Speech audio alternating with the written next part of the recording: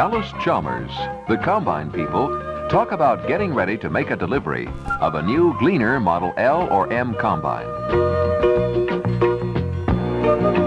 This is the big day, and your customer seems a little anxious. Your first temptation is to let him drive it home, but don't. This isn't a driveway. A lot of things need doing to assure your customer that he'll get total satisfaction from his investment and come back for more. He's purchased a production tool. Make sure he gets one. So, you be first on the truck when the combine arrives, and pre-flight the unit before anyone touches the key. Look the machine over from top to bottom.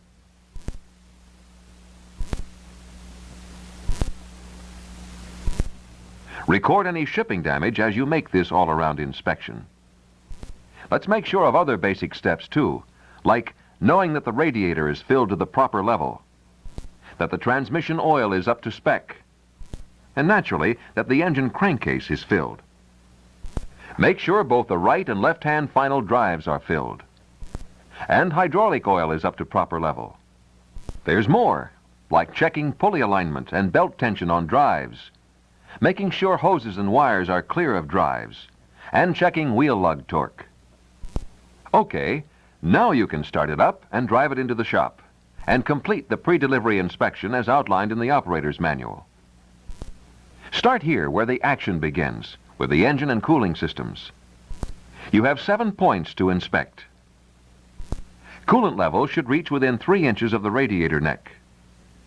Usually, antifreeze readings of 20 to 34 degrees below 0 Fahrenheit are ideal, but adjust that to your climate.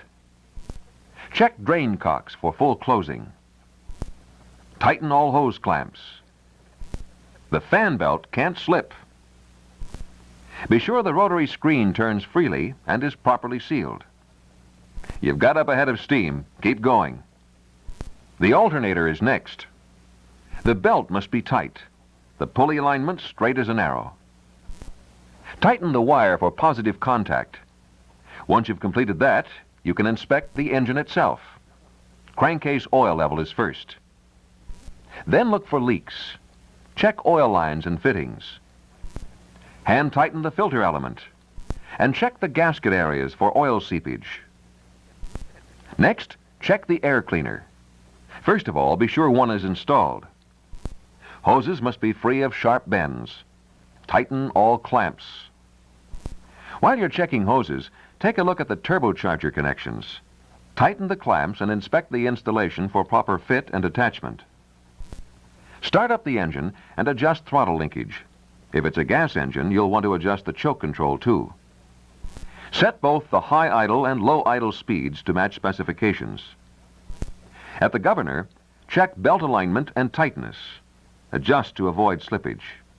Raise to specification level with the same oil you've used in the engine crankcase, and again inspect the system for possible leakage.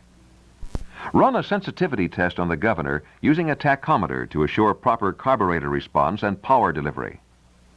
Don't overlook the battery. Check it for proper fill and peak charge. Cables must be tight and clean, and the hold-downs correctly installed and secured. Your pre-flight check of the hydraulic system starts at the reservoir. Lower the header and reel before checking the oil level. Then examine the system for leaks at the pump, the valves, around the cooler. Leaks can occur around the steering valve. Check it thoroughly. Each hydraulic cylinder requires close inspection, connections as well as seals. Check the hydrostatic drive system. While the pump and motor are integrally mounted to avoid high-pressure leaks, it's still a good idea to inspect the system for proper fit and mounting. Check for proper neutral adjustment too. Check all hoses for kinks, and be sure belts and hoses have proper operating clearance. Sprockets and sheaves must also be free turning. The heart of the system, the pump drive, must have the right idler tension, and the pulleys require accurate alignment along with firm belt tension. Visual inspection of the main drive belt includes checking alignment and belt guides to avoid wear and binding. Adjust the idler spring to show a 1-inch dimension between the spring plug and bevel washer. In the thresher housing, the first inspection is checking the feeder beater for accurate leveling. The beater slip clutch adjustment measures 1/4 inch between the hub and the spring plate. At the cylinder, make sure the bars are installed correctly with alternating open and closed center V's. Torque the bolts to 35 to 55 foot-pounds. Check the cylinder for balance. Spin it by hand with the belt and chain drives removed. Be sure that it doesn't rock back or roll ahead as momentum dissipates. Level the cylinder and lower it until the rasp bars just touch the rear of the open concave. Then zero the gauges. Check drive belt alignment and tighten the idler spring until 3 inches show between the bracket and plug.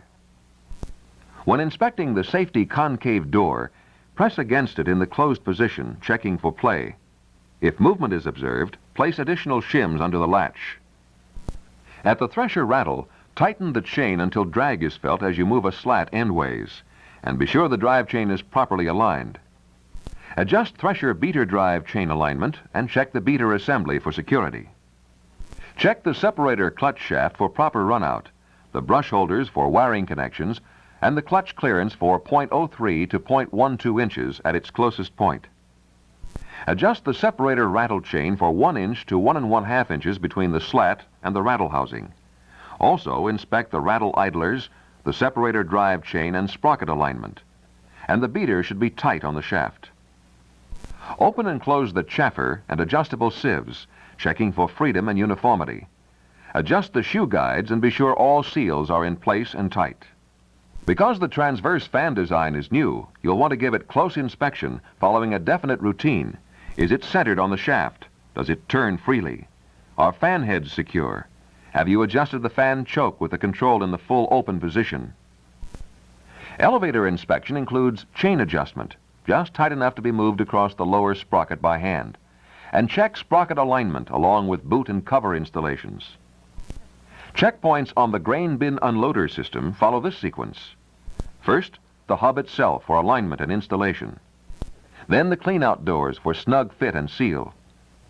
Examine the swing chain for proper adjustment. 1/2 inch slack is okay. Align idlers too. Operate the throw-out lever for in-out smoothness. It should engage and disengage without hanging up. As a final step, be sure the flow retarder is in place on the grain bin cross-auger. Both sets of brakes require pre-delivery operation and inspection.